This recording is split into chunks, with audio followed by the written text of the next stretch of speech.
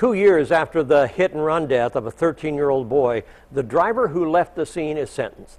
That sentence drew reaction both inside and outside the courtroom. News 10's Joe Ostrowski spent the afternoon in court. He joins us with more. Joe, what can you tell us? Mark, this whole case began about 2 years ago on Park Avenue in Terre Haute. 13-year-old Nathan Lawson had been walking along the street when he was hit and killed by a car. Police later found that this woman, Lindsay Pinegar, had been driving the car and had fled the scene. They also found that her mother and ex-father-in-law had covered up the crime by making the car look like it had hit a deer. Today, Lindsay Pinegar was sentenced for her crime of fleeing the scene of a fatal accident. It was an emotional afternoon, and several members of the Nathan Lawson's family had to leave the courtroom, overcome by emotion. In the end, the judge sentenced Pinegar to 6 years with the Department of Corrections, with 3 of those years to be spent in home arrest and 3 on parole.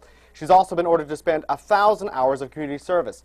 Members of Lawson's family say they're stunned by the sentence.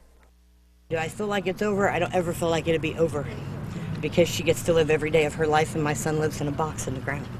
Her family hid it. Her mom tried to take all the blame for it. And the simple fact is, Lindsay Pinegar was an adult. She hit my son, she killed him, and she drove away. After the hearing, we asked Lindsay Pinegar for comment, but as you can see, she declined.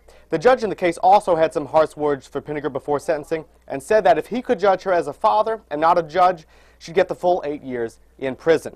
Now, the judge also ordered that Pinegar spend her time in community service by giving educational talks to teenagers about driving and other issues. And the judge ordered that those talks be given in memory of Nathan Lawson. Reporting live in the newsroom, I'm Joe Ostrowski. Mark, back to you.